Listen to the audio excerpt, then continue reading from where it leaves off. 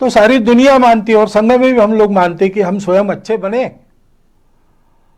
और अपने अच्छाई का उपयोग करके जग को अच्छा बनाएं, दुनिया को अच्छा बनाएं। स्वयं अच्छा है और दुनिया के लिए कुछ नहीं कहता, अच्छी नहीं कहती। जीवन के या संघ कार्य के एक ही सिक्के के ये दो पहलू है। अपनी परंपरा में ऐसा कहते हैं, एकांत में आत्म साधना और लोकांत में परोपकार। यही जीवन का स्वरूप है, यही संघ कार्य का स्वरूप है। तो अपने स्वयंसेवक रोज प्रार्थना कर रहे हैं, मैदान पर एकत्र आकर नहीं कर रहे, अपने परिवार के साथ घर में कर रहे हैं, लेकिन प्रार्थना करने का उनका समय निश्चित है। उनके परिवार में उस समय प्रार्थना हो रही। अनेक प्रतिनिधित स्वयंसेवक अपने प्रतिज्ञा का रोज स्मरण करते होंगे। नित्य शाखा के कार्यक्रमों में अभी इतना ही करना संभव है, उतना चल रहा है। बाकी कार्यक्रम दूसरा बदल गया है, वो सेवा का कार्यक्रम है। प्रचंड प्रमाण में जो सेवा चल रही उसको सब लोग देख रहे और सारा समाज हमको प्रोत्साहन भी दे रहा है। परंतु हमको ध्यान में रखना चाहिए कि ऐसा नहीं मानना चाहिए यही अपना कार्य है। कार्यक्रम अपना कार्य नहीं है। स्वयं अच्छा बनना और दुनिया को अपने प्रयास से अच्छा बनाना, ये अपना कार्य है। चीन देश में भारत से एक भिक्षु गए तथागत के धम्म का प्रचार करने के लिए। कुछ वर्ष वहां काम करने के बाद उनको ऐसा लगा कि तथागत का एक चरित्र लिखा जाए चीनी भाषा में, वहां के जनता के लाभ के लिए। तो लिखकर तो तैयार हो गया, लेकिन उसको छापना है। तो वहां उनके जो संपर्क थे उन सब लोगों से वो मिले, उनसे धन इकट्ठा किया, बताया तथागत का चरित्र उससे छापेंगे। और सारा धन इकट्ठा होने के बाद छापने के लिए छापखाने में वो हस्तलिपि देना कल देनी है, तो आज रात में एक बड़ा भूचाल आ गया और बहुत से देहात, बहुत से शहर तहस नहस हो गए। तुरंत सेवा कार्य में सब लोग लग गए। तो पुस्तक के लिए जो धन लाया था उसका स्वाभाविक उपयोग लोगों की राहत के लिए हो गया, वो धन समाप्त हो गया। इसलिए सारा वो राहत कार्य पूरा होने के बाद फिर से भिक्खू ने सबको बताया कि धन तो दिया था आप लोगों ने, लेकिन वो ऐसे काम में हो गया खर्च, तो और एक बार धन संकलन। फिर से वैसा किया। फिर जब छापखाने में जाना था उसके पहले कुछ दिन एक बड़ी बाढ़ आ गई, फिर से राहत कार्य करना पड़ा, सारा संकलित धन उसमें व्यय हो गया। फिर जाकर लोगों को समझाया, लोग भी समझ गए। तीसरी बार धन संकलन हुआ, इस बार कोई आपत्ति नहीं। हस्तलिपि छापखाने में गई, मुद्रित होकर किताब तैयार हुई, किताब का धूमधाम से प्रकाशन हुआ लोगों ने, और उस किताब को बड़े श्रद्धापूर्वक खरीदा। और पढ़ने के लिए अपने अपने घर में जब लोगों ने उसको खोला तो पहले पन्ने पर लिखा था कि ये तथागत के चीनी भाषा में चरित्र की तीसरी आवृत्ति है। यानी लिखित चरित्र एक चरित्र का स्वरूप है, लेकिन उस चरित्र का जो संदेश है दुनिया की दुख मुक्ति, उसको आचरण में उसके पहले 2 बार लाके दिखाया गया, तो वो भी उस पुस्तक की आवृत्ति है। ऐसे हम आज जो कर रहे हैं वो भी कार्यक्रम बदल के संघ का ही कार्य कर रहे हैं, इस भावना से उसको करना। तो स्वाभाविक केवल संघ के लोगों के लिए नहीं, सभी के लिए कुछ बातें स्पष्ट हो जाती है। एक तो हम ये सेवा क्यों कर रहे हैं, उसकी प्रेरणा हमारी स्वार्थ की नहीं है, अपने अहंकार की तृप्ति या अपनी कीर्ति प्रसिद्धि के लिए ये नहीं करना है। जो लोग सहयोगी बनना चाहते हैं उनको जानकारी हो इसलिए कुछ प्रसिद्ध करना पड़ता है। अपने कार्य की रचना में हम सबको सविस्तार वृत्त ठीक ठीक पता चले इसलिए उसको प्रकाशित करना पड़ता है। लोगों को प्रेरणा मिले, इसलिए भी ऐसे कार्य में आने वाले अनुभवों का लेखन प्रकाशन करना पड़ता है। परंतु अपना डंका बजाने के लिए हम ये काम नहीं कर रहे।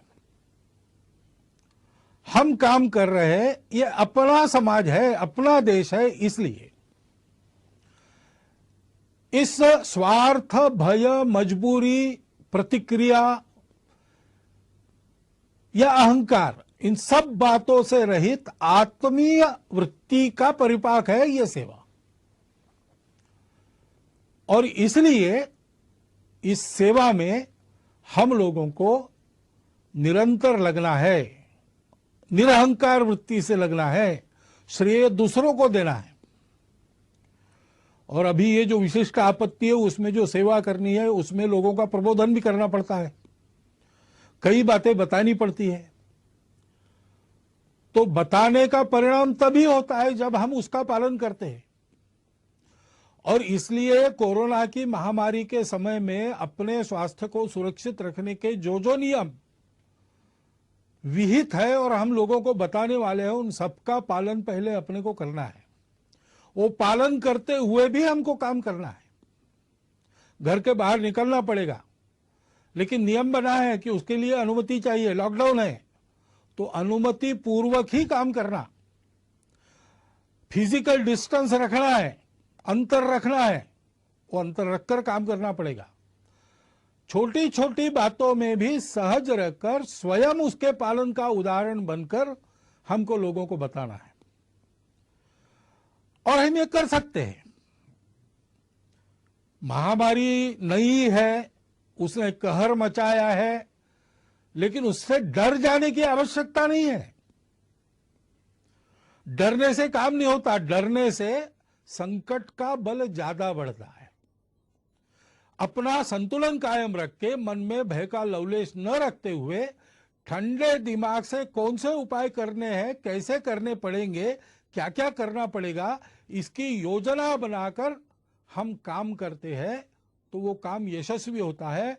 आत्मविश्वास युक्त ऐसा अपना सुनियोजित प्रयास करना है, भय से रहित होकर, और सातत्यपूर्वक प्रयास करना है।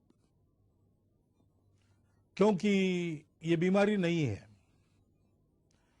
इसमें निश्चित क्या क्या हो सकता है इसके अनुमान लगते, जैसे जैसे अनुभव आता है वैसे ही पता चल रहा है।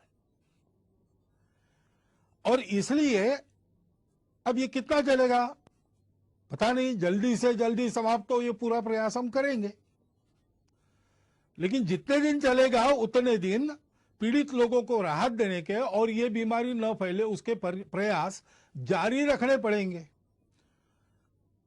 बीच में ही छोड़ दिया तो यशस्वी नहीं होंगे। एक आदमी सब तरफ से कंगाल हो गया, निराश हो गया, उसको ऐसा लगा हम आत्महत्या करेंगे, लेकिन कुछ उसके जेब में पैसा था, कुछ दिन जीने का सामान उसके पास था, तो उसको ऐसा लगा कि पहले इसको खर्चा कर देते हैं और बिल्कुल ही कफलनक होकर मर जाएंगे। इसलिए वो बड़े शहर में गया कि वहां पर जुआ खेलेंगे और ये सारा धन उड़ा देंगे, फिर मर जाएंगे। लेकिन वहां जाने के बाद उसको पता चला कि उस गांव के पास, उस शहर के पास एक बहुत लंबी चौड़ी जमीन थी जिसमें मैंगनीज मिलेगा ऐसा लगता था। इसलिए 2-3 माइनिंग कंपनीज ने वहां आकर खुदाई की, 250 फीट नीचे गए लेकिन मैंगनीज मिला नहीं, निराश हो गए।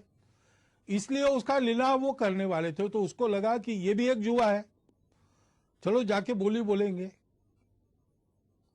अब इतना तो धन नहीं था उसके जेब में कि इतनी बड़ी जमीन खरीदी कर सके, लेकिन वो 250 फीट की जमीन नहीं थी, 250 फीट का लंबा चौड़ा गहरा गड्ढा बना था, उसको कौन खरीदेगा।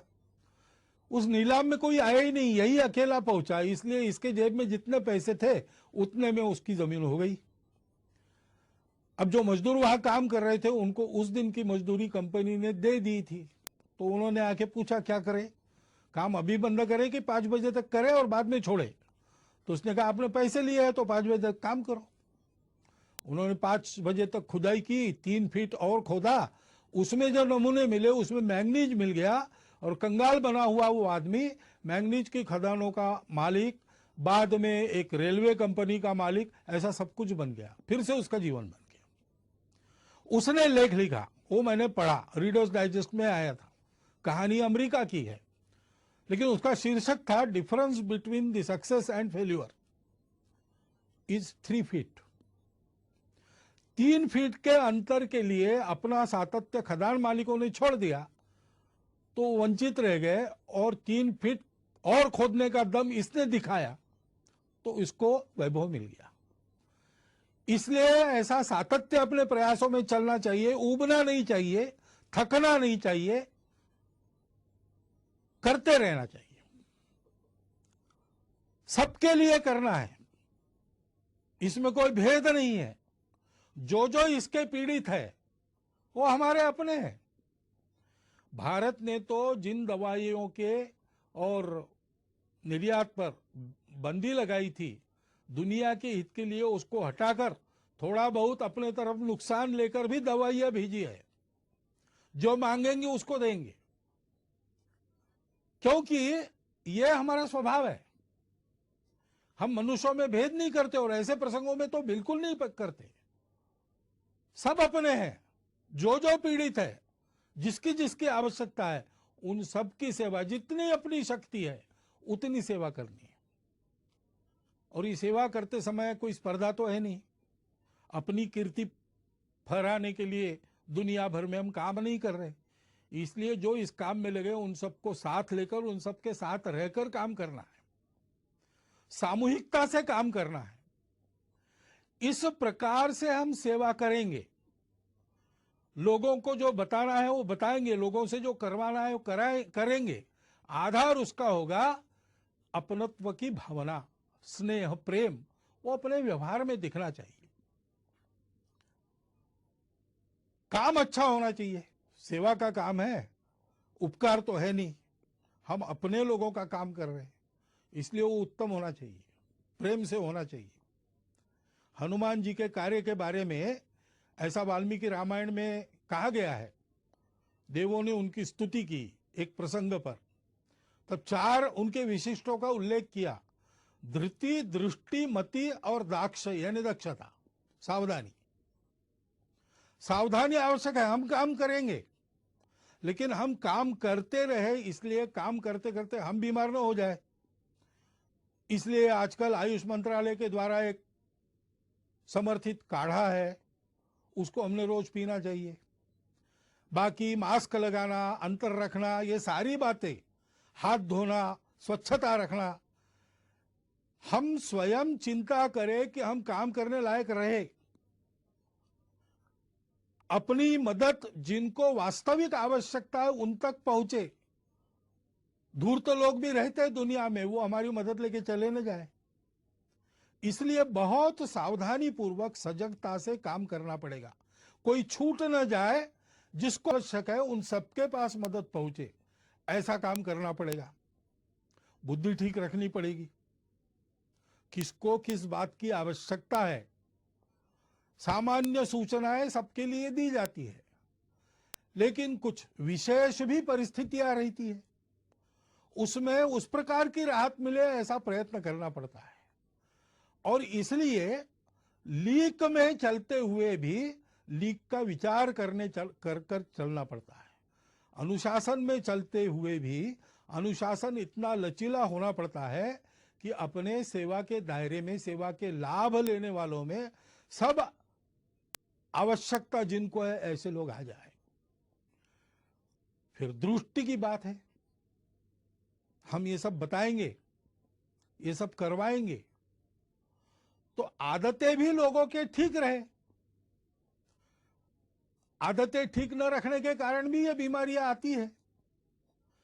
तो ये अनुभव लोग ले रहे हैं, अब उनकी मनोभूमिका तैयार है, तो हमने अच्छाई का प्रचार प्रसार भी लगे हाथ करते रहना चाहिए। ये केवल कार्यक्रम नहीं है, इसमें से हम लोगों के जीवन को सुरक्षित कर रहे हैं और लोगों के जीवन को गढ़ भी रहे हैं। अपने पवित्र समाज का संरक्षण और सर्वांगीण उन्नति, ये हमारी प्रतिज्ञा है। और इसलिए उस दृष्टि को ध्यान में रखकर हमको काम करना है और धैर्य रखना है। कितने दिन ऐसा करके नहीं होगा। जब तक पूरा नहीं होता तब तक करते रहना है, सतत करना है। ऐसा करते रहना और ऐसा करते रहते समय ये जैसे गुण है हनुमान जी से, वैसे विदुर नीति में एक बात बताइए दोषों को टालने की। षट दोषा पुरुषेणेह हातव्याम भूतिमिच्छताम। जिस पुरुष को अपना वैभव चाहिए, अपना विजय चाहिए, अपना प्रभाव चाहिए, अपनी खुशहाली चाहिए, उसको 6 दोषों का हनन करना पड़ता है, उनको दूर करना पड़ता है। वो कौन से है? निद्रा, तंद्रा, भय, क्रोध, आलस्यम, दीर्घ सूत्रता। आलस्य और दीर्घ सूत्रता काम की नहीं है। तत्परता चाहिए। जब उपस्थित होता है, भारत का इस सारी बीमारी के दौर में काम बहुत अच्छा हो रहा है। इसका पहला कारण है कि तत्परता पूर्वक सारी उपाय योजनाएं यहाँ के शासन प्रशासन ने लागू की और उतने ही तत्परता पूर्वक समाज के एक बहुत बड़े अंश ने उसको अमल में लाया। तो आलस्य नहीं किया, दीर्घ सूत्रता नहीं दिखाई। इसको ध्यान में रखना चाहिए।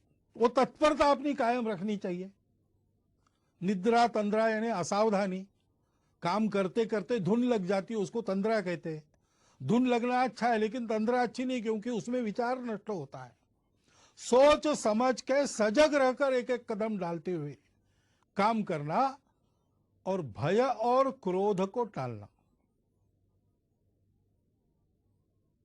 लोगों को भय लगता है कि हमको क्वारंटाइन में डाल ले, तो छुपने का प्रयास करते हैं।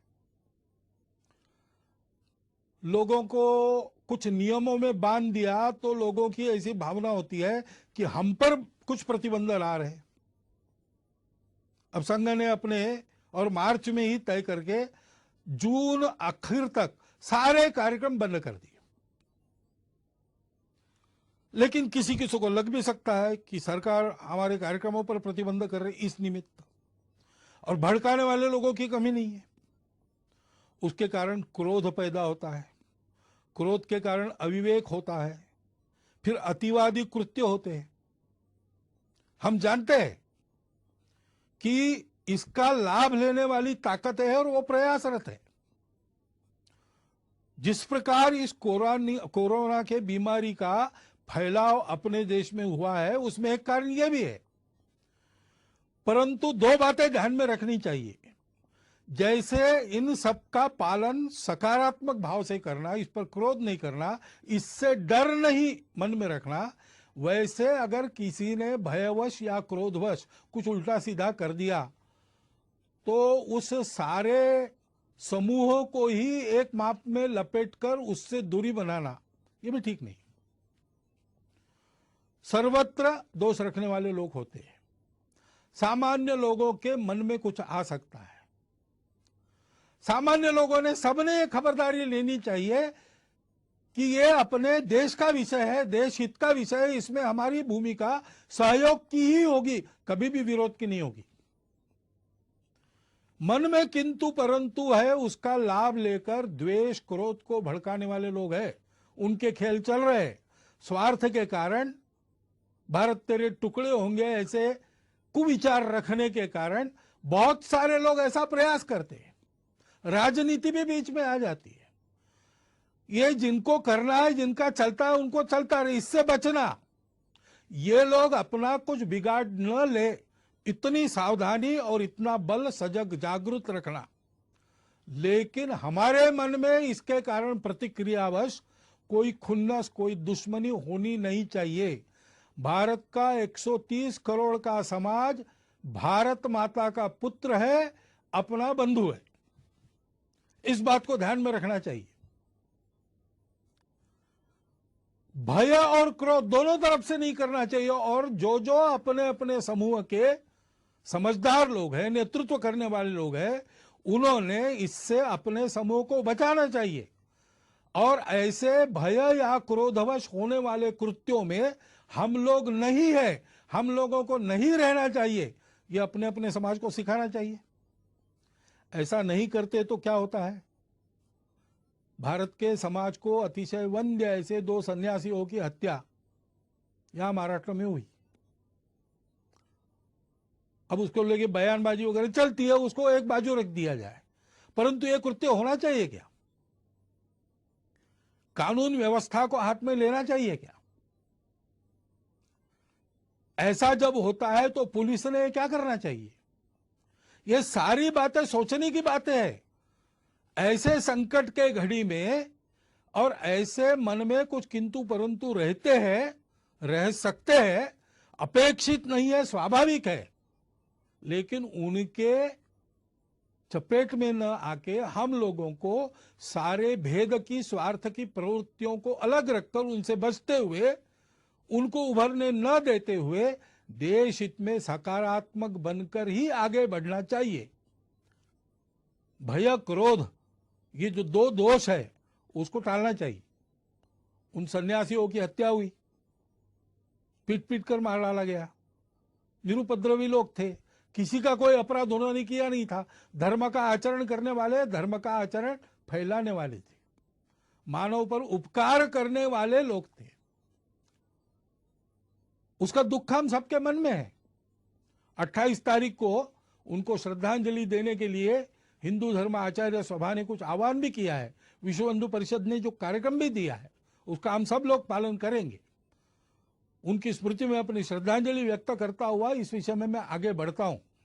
धैर्य रखकर सारी बातें करनी चाहिए, क्योंकि ये बीमारी जाएगी, लॉकडाउन की आवश्यकता नहीं रहेगी, लेकिन जो अस्ताव्यस्त हो गया उसको ठीक करने में समय लगेगा।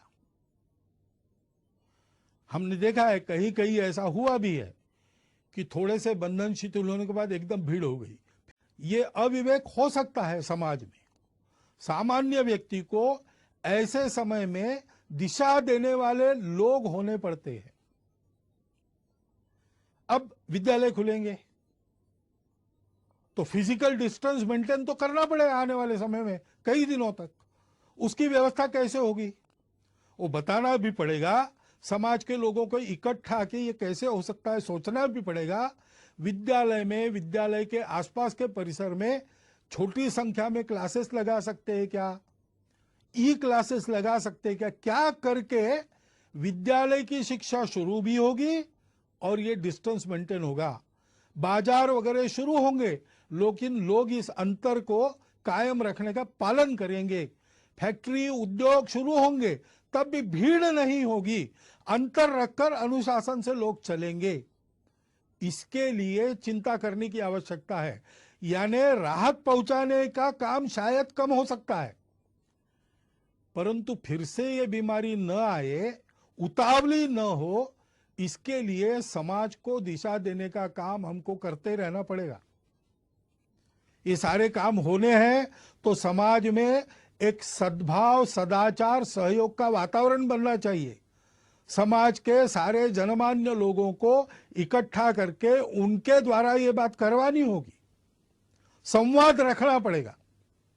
अनुशासन पालन के बारे में स्वयं का उदाहरण और उपदेश उन लोगों को रखना पड़ेगा। उसके लिए उनके साथ भी बात करनी पड़ेगी। लोगों की क्षमता, प्रतिकार क्षमता बढ़े। कई आयुर्वेदिक उपाय है, योग है, व्यायाम है, तरह तरह के प्राणायाम है। उपाय तो अपना स्वास्थ्य मंत्रालय भी बता रहा है और जगह जगह के चिकित्सक भी बता रहे हैं। उसका नित्य नियमित आचरण करने का एक क्रम कुटुंबों में चलना चाहिए। कुटुंबों में संस्कार का वातावरण होना चाहिए। शांत दिमाग से किसी भी भय यानी पैनिक के चपेट में हम ना आते हुए जो करना है वो कर्तव्य ठीक से करना, इस प्रकार का स्वभाव बनने के लिए कुटुंब में भी उस प्रकार के स्वभाव का संस्कार होना चाहिए। इसके हमको प्रयास करने पड़ेंगे और प्रयास में वही क्रम रहेगा। हमको उदाहरण बनना पड़ेगा, हमको समुपदेशन करना पड़ेगा, हमको अपनी सेवा से सबको जोड़ना पड़ेगा और सबका सहयोग जुटाना पड़ेगा। ये बीमारी पहली बार आई है इस प्रकार की सारे दुनिया में एक साथ। शायद ही पिछले और कुछ शतकों के इतिहास में विश्व पहली बार ऐसे संकट का सामना कर रहा है। तो संकट तो है और हम लड़ तो रहे, लेकिन ये संकट कुछ सिखा भी रहा है। जैसे प्रधानमंत्री ने ही पिछले दिनों में कहा सरपंचों को कि ये संकट हमको स्वावलंबन की सीख दे रहा है। तो कई ऐसी बातें भी आ रही, क्योंकि ये संकट जाएगा, जो अस्ता व्यस्त हो गया उसको यथावकाश हम ठीक कर लेंगे, लेकिन इस संकट के अनुभव में कुछ सत्य फिर एक बार उजागर होके हमारे सामने जो स्पष्ट खड़े हैं, उनसे पाठ लेकर, बोध लेकर अपने जीवन की रचना को उसके अनुसार परिवर्तित करने का एक बड़ा काम, एक तरह से राष्ट्र पुनर्निर्माण का जो काम चल रहा है उसका अगला चरण, उसको परिणाम में लाना पड़ेगा। और बहुत से लोग शहरों से चले गए अपने अपने गांव में, सबके सब वापस आएंगे क्या? जो गांव में रह जाएंगे उनको रोजगार की क्या व्यवस्था होगी? जो वापस अपने काम पर आएंगे उन सबको काम देने की उद्योगों की या उनके मालिकों की स्थिति होगी क्या? क्योंकि उनके भी सारे कारोबार ठप पड़े। ऐसी अवस्था में इनका रोजगार भी कायम रहे और उस समय के सीमित साधनों में सब चल सके, इसके लिए सबको कुछ न कुछ छोड़ना पड़ेगा। उसके लिए मन की तैयारी करनी पड़ेगी, समझदारी बरतनी पड़ेगी, उसका भी उपदेश करना पड़ेगा, उसको भी समझाना पड़ेगा। और अगर स्वावलंबन ये इस आपत्ति का संदेश है, तो स्वावलंबन में अपना स्व क्या है? उस स्व आधारित तंत्र का अवलंबन हमको करना पड़ेगा। कम ऊर्जा खाने वाला, रोजगार मूलक, पर्यावरण को न बिगाड़ने वाला ऐसा विचार हमारे ही पास है।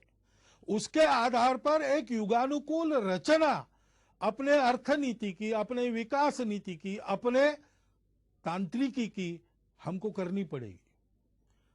आधुनिक विज्ञान के आधार पर इसमें जो जो अद्यतन सहायक होता है वो लेते हुए परंपरा के आधार पर जो आज सुसंदर्भित है, इस संकट के कारण फिर से एक बार हमको याद आ रहा है, उन दोनों को मिलाते हुए हमको एक नए विकास के मॉडल का निर्माण करना पड़ेगा। हमको करना पड़ेगा, यानी कौन करेगा?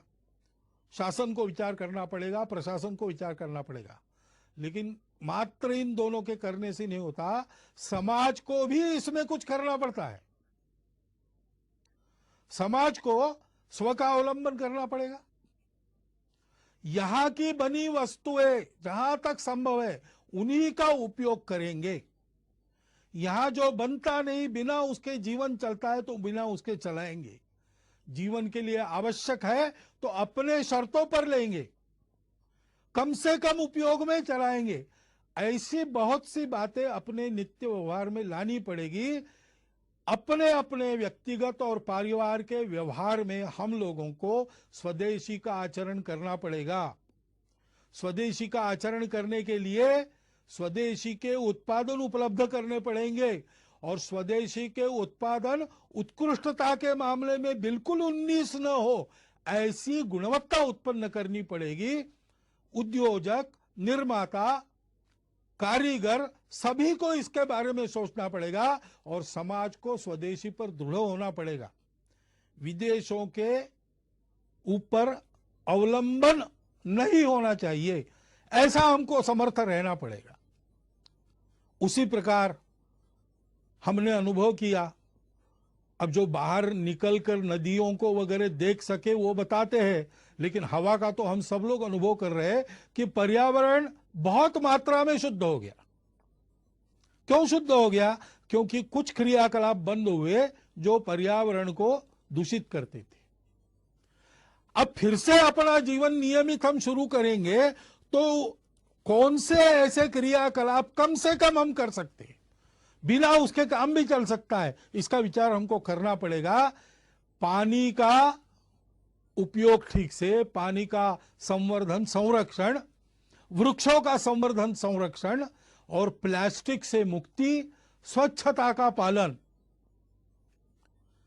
जैविक तरीकों पर बल देकर गौ पालन, जैविक खेती आदि के आधार पर जीवन चलाने का हमको अभ्यास अपना करना पड़ेगा। अभी जो हमारा अभ्यास रासायनिक खेती आदि का है उसको बदलना पड़ेगा। उसके लिए सारे समाज का बनाना पड़ेगा।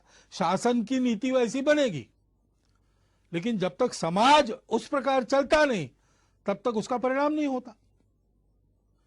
कुटुंब में भी हमको और इस प्रकार के संस्कार करने पड़ेंगे।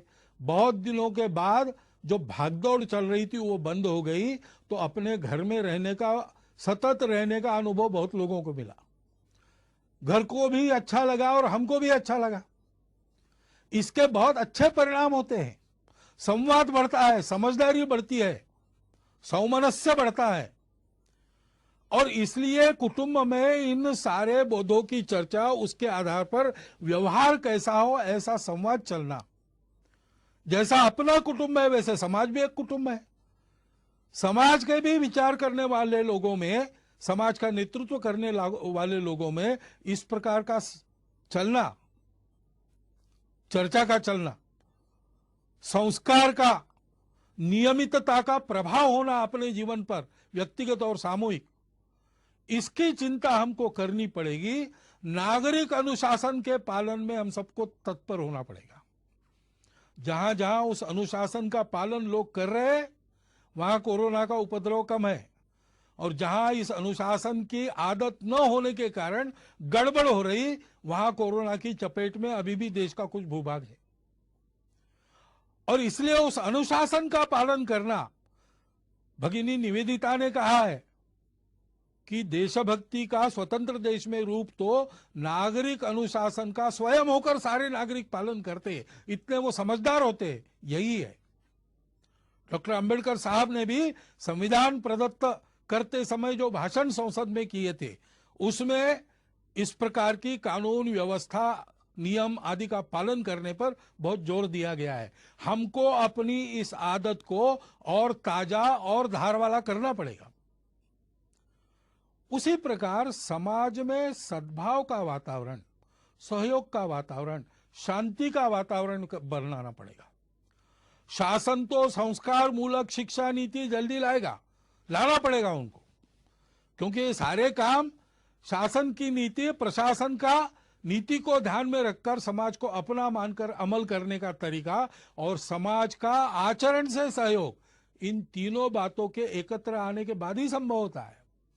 तो शासन जैसे अपने प्रशासन को समाजोन्मुख करेगी, राजनीतिक लोग अपनी राजनीति को स्वार्थ मूलक से हटाकर देशहित मूलक बनाएंगे, शिक्षा जैसा संस्कार देने वाली परिवर्तन अपने आप में करेगी, वैसे हम सब लोगों का व्यवहार भी वैसा होना पड़ेगा।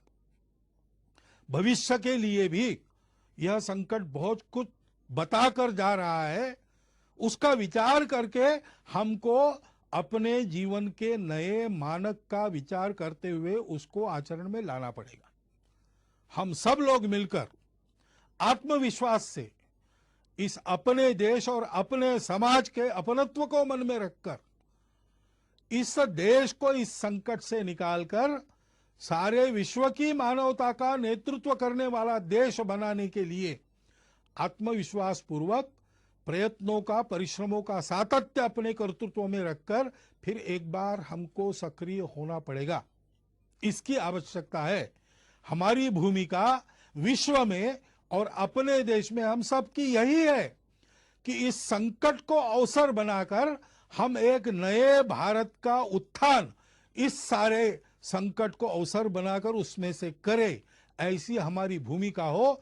इसलिए जो मेरे विचार में आवश्यक बातें मुझे लगती थी वो मैंने आपके सामने रख दी है। संघ के सारे स्वयंसेवक ऐसा सोचते ही है और ऐसा करेंगे ही, परंतु संपूर्ण समाज में सभी को ऐसा होने की आवश्यकता है। इतनी एक बात को मैं आपके सामने रखता हूं और अपना यह निवेदन पूर्ण करता हूं। धन्यवाद।